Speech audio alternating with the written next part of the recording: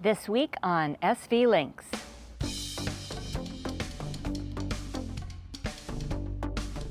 Welcome to this week's SV Lynx video.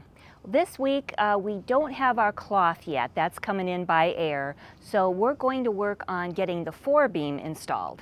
Right, it's up hanging on that mounts we've had out there, and so we want to get it down and onto bulkhead number 1 and tabbed and glued on and all that good stuff. So we got started on it, but now we're going to finish that up.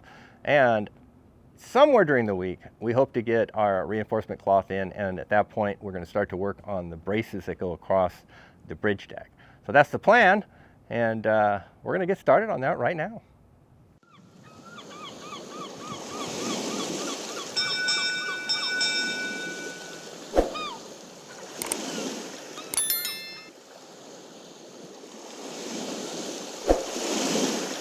We got the slots cut in both sides of the beam over here. So we were ready to put it onto the bulkheads, but it was, 98 degrees on Saturday when we were cutting the slots. Not when we were cutting them, but by the time we got them cut, it was that hot, and we just couldn't continue to work in that. So it's still going to be hot today, about 95 degrees Fahrenheit, but we're in the morning where it's in the low 80s right now, still hot. And we're going to try and get this beam positioned over now onto bulkhead number 1. We already moved that side and just let it rest on there. And I pivoted this stand, and now Brian's going to lift over here, and I'm going to try to pivot this stand over and at least get it pretty close to the marks. So after getting this side a little about halfway onto the bulkhead, it was possible for us to move that side over onto the bulkhead. So now it's aligned on here, but it's not down all the way where it needs to be. And we've got some things we have to figure out now. I knew those slots weren't necessarily going to be exactly the right length. So at this point, we're going to have to figure out how much more, an inch or two on each side, whatever, that we have to cut to get this to slot all the way down. So what we're doing right now is just putting a couple of boards to hold it higher up, because we don't want it to slip down while we're cutting that slot a little longer. And since it's only friction holding it up there, we thought we'd put a couple of supports in just to make sure it doesn't slip down while we're cutting our slots larger.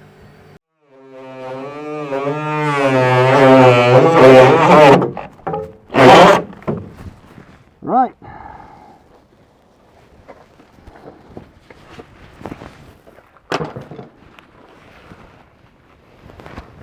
Let me take this darn thing off again.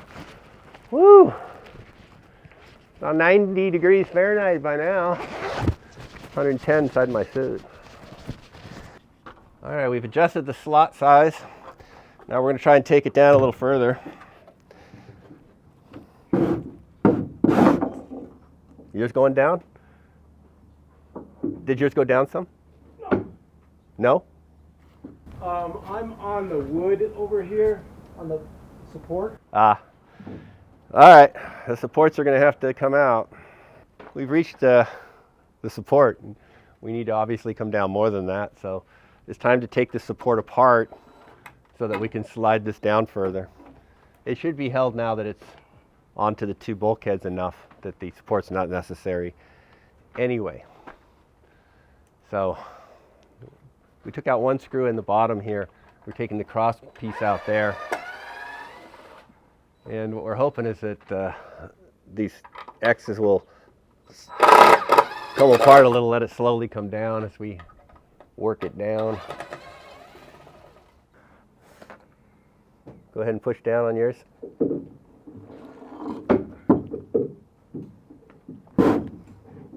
Mine is going. Mine's definitely coming down.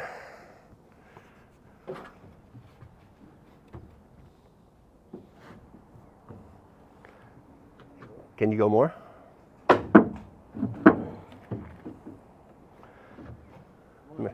Marianne, come over here.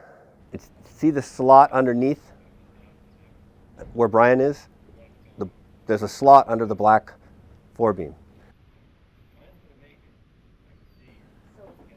That slot is going to come down to that corner.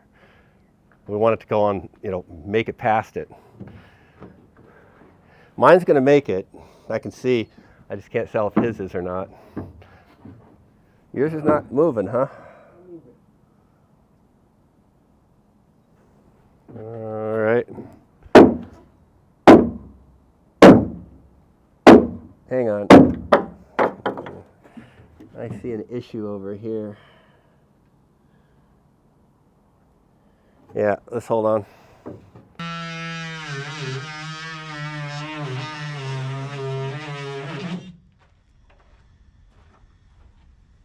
Test again.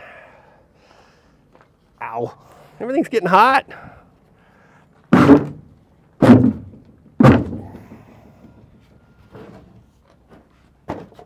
Oh yeah.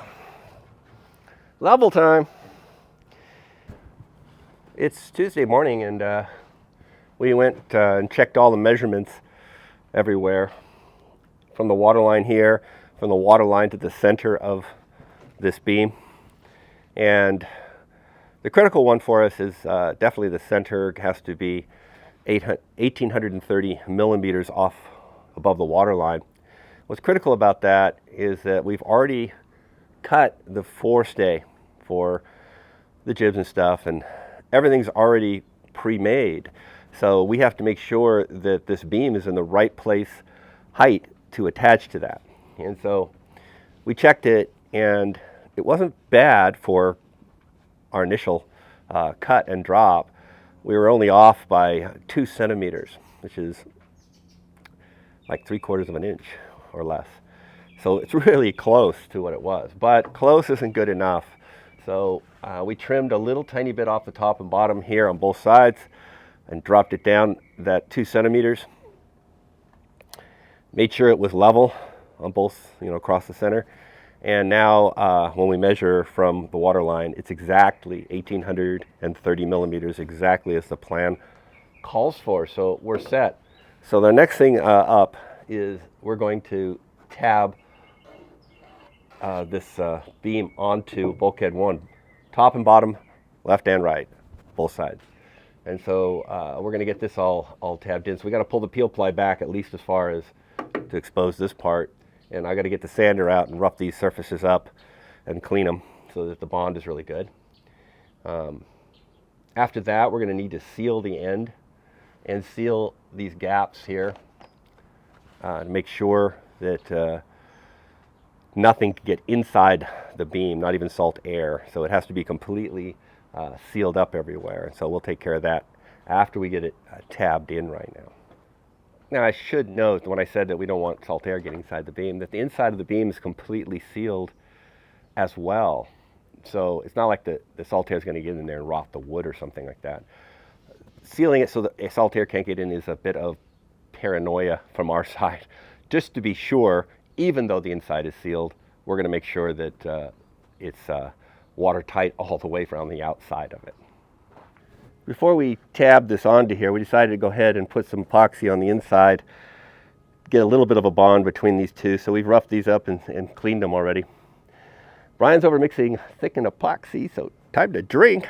And once he comes, I'll spread it on inside of here and drop this down, go over, lift the other side, do it, drop it back down. This just keeps the sun off it after I get the epoxy on there.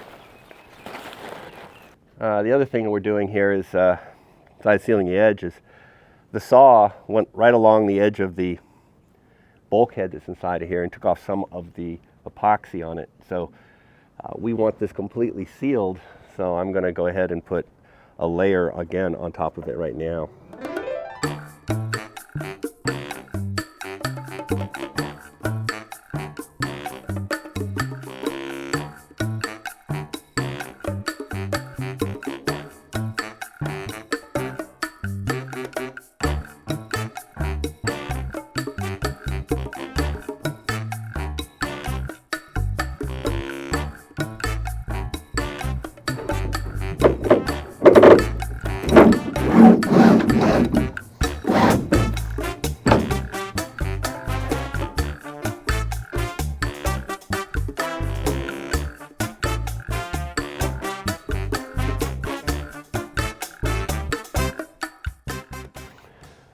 All right, to the other side. Now comes the hard part.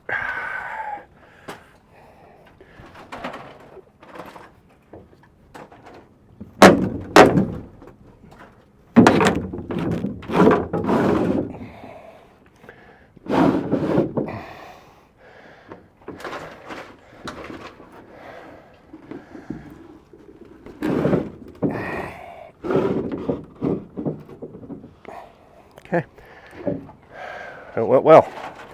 Okay, we got them both done. We had to get it done in this hot 95-degree weather. It's only about 88 right now. It's going to be that hot. But before that side set up, we had to get this side done so that it could pivot down. But we got it all done, got it all cleaned up, and all the wood on both sides has now been sealed.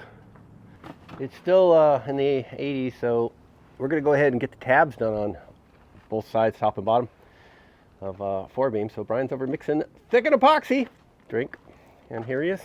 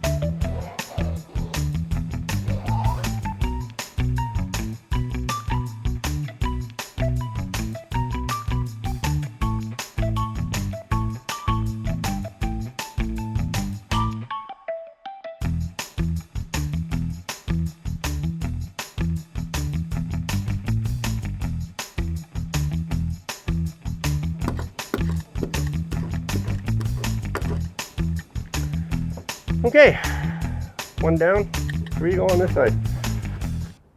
All right, the Forebeam is on. It's tabbed in on all 4 sides of the beam there, and all 4 sides up there. That one's really in the sun, so we covered it up so that it doesn't kick off super speedy, but all done in there. Only thing we have left to do is to seal the ends of the beams completely. Just so, again, nothing can come up in that direction. But the rest of it, all glued on, tabbed on, coved on, all those things. And it's all level. It's all exactly the correct height. So, good to go. As a reward for getting that Forebeam in its proper place, we get to get rid of this big monster. No longer needed.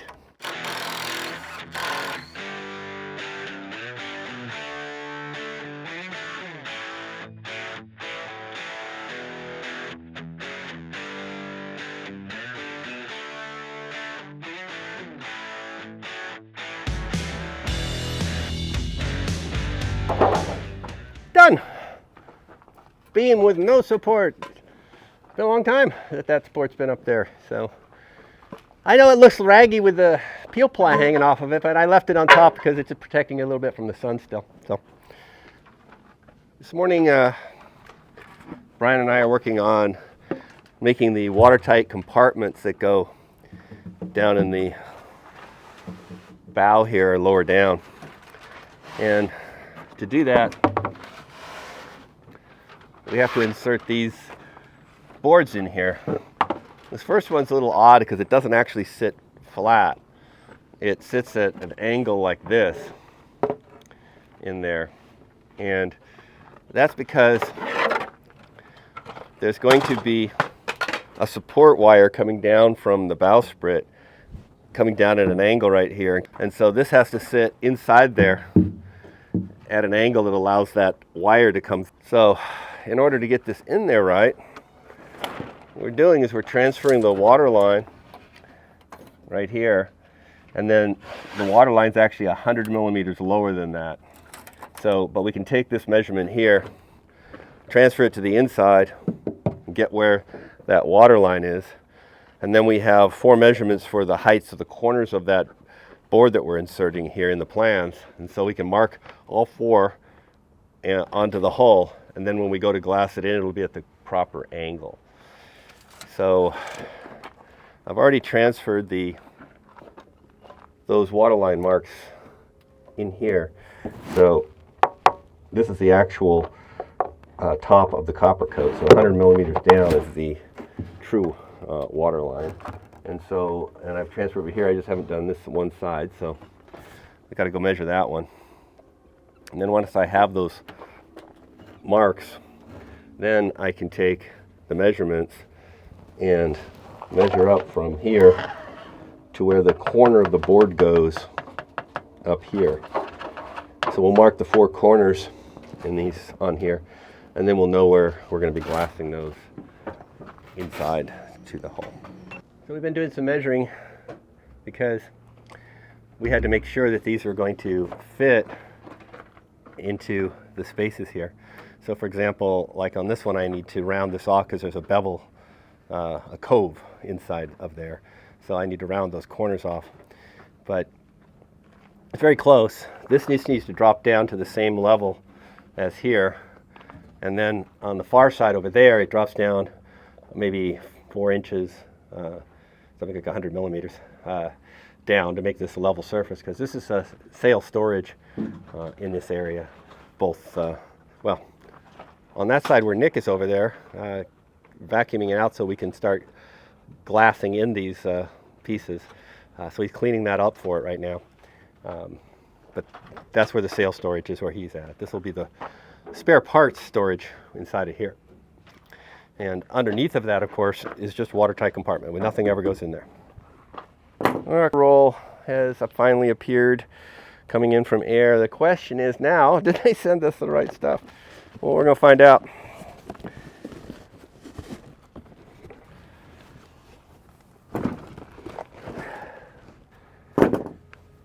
This should be unidirectional. And it is unidirectional. That means we can get back to work on the bridge deck finally. The other stuff we had was double bias, and it's just not the right strength in the right direction. Unidirectional is something like 60%, 40 to 60% stronger in one direction, of course. But sure, when we're trying to hold up our mast, that matters. Okay, so what our story is here with this is 75 meters, and we need every bit of it to do what we're doing. I didn't want to get more and waste, so we had to figure out how to make this roll do the whole thing. You know, there is enough square meters of material to do it all. It's just that we have to be very efficient in how we use it. Before we could get to cutting this black cloth, had to have some silver pens so that we could mark all the pieces, and our silver ones were dried up. So while I was out buying some pens, Brian went ahead and routed out 3 more of the crossing boards so that they would be ready for us to put the reinforcements top and bottom.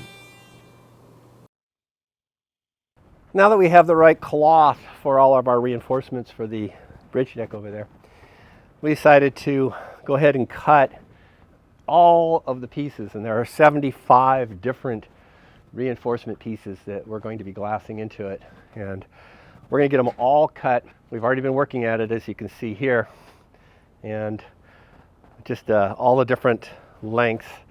So little groupings. There's going to be 24 of these alone, but we have all these different ones, and now we're working on the longest ones right now. Well, now, second to longest. These are the ones that go all the way across the bridge deck. But the longest ones, we'll do those last, are the ones that go the full length of the bridge deck. So while I'm doing this, we had a recent comment of somebody suggesting yet another method of cutting cloth. And we have tried different kinds of electric shears, wheel types, scissor types, and some of it does work for example, it probably would cut this. But we've also found that a simple set of cloth shears like these don't fail us. And the other electric types snag all the time on us and stuff. So we finally gave up on them after having spent a bit of money buying different devices. So though I appreciate people's suggestions on what we should use, we're just going to stick with the tried and true because it doesn't fail us, and we're happy enough with that. Also, the amount of cutting that we have to do for laminations of the entire boat is nearing an end. There are a few more, but not very many more. Once this bridge deck is up, the amount of large lamination that we have to do is very little. And the fact is that the rest of the boat is going to be tabbed together a lot, all the furniture, all the cupboards, all that stuff. And all of those are already pre-cut in width from Schionning. And so all we have to do is trim off just the end of each time. So a pair of scissors will do that in seconds. So really cutting this kind of stuff like this time is going to take us most of today to do these 70 some pieces. But we really don't have many more days like this. After this, we're going to be doing a lot of the pre-cut rolls.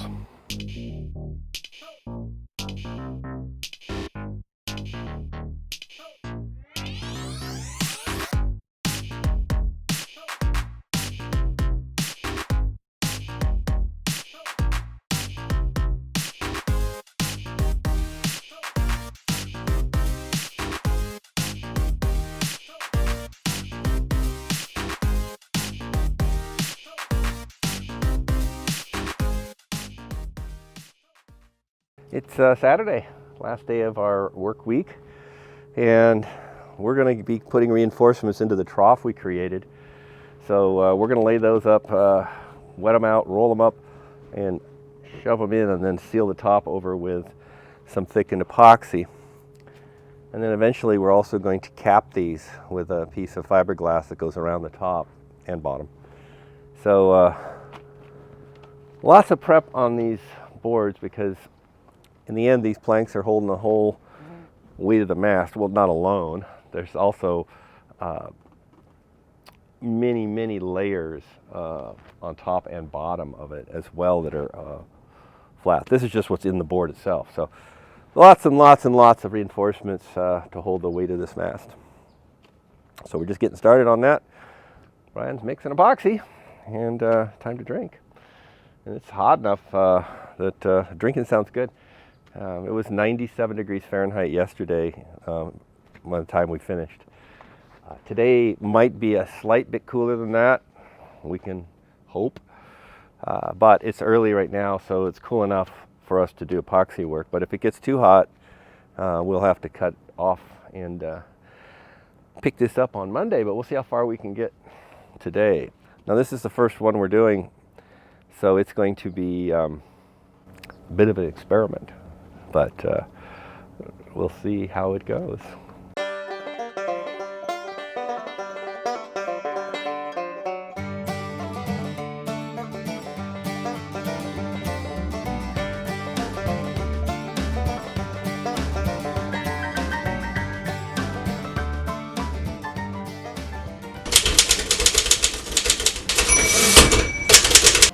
All right, well, for the first one, it went pretty easily. We were a little worried about, with just two of us, being able to roll this tight roll up, but it worked out just fine. And since we don't have to carry it over to some part of the boat, we're doing it right here. It was no big deal to push it in. So now we're going to put a layer of thickened on top of here, just to smooth off the top. Like I say, later we're going to cap this as well. And then once both sides are done and capped, it'll be ready to insert onto the bridge deck. And we only have to do 3 of these, and we're ready for that portion of it. But then there's going to be the foam ones that we have to do. And we also have to put some reinforcements into the top and bottom of those as well.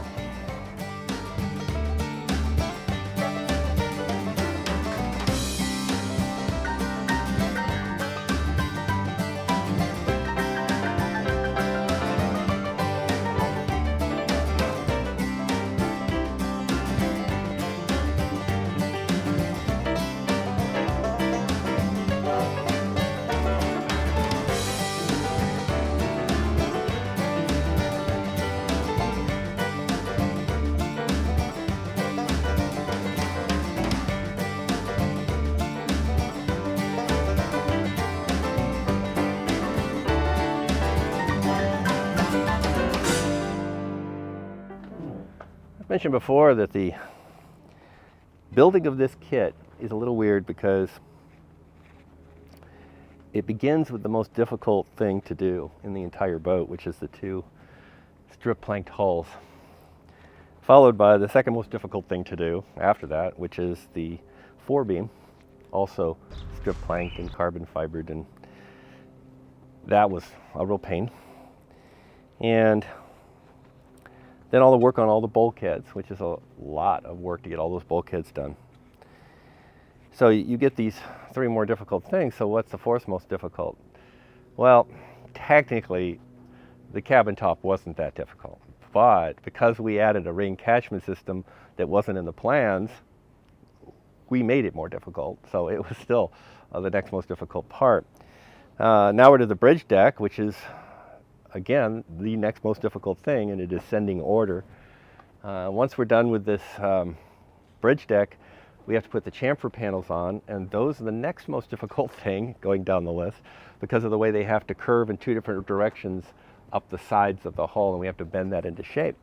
And they're heavy, and they're going to be up at a 45-degree angle up, so there's a lot of difficulties with putting them on. We don't have to construct them, they're only in 2 pieces on each side.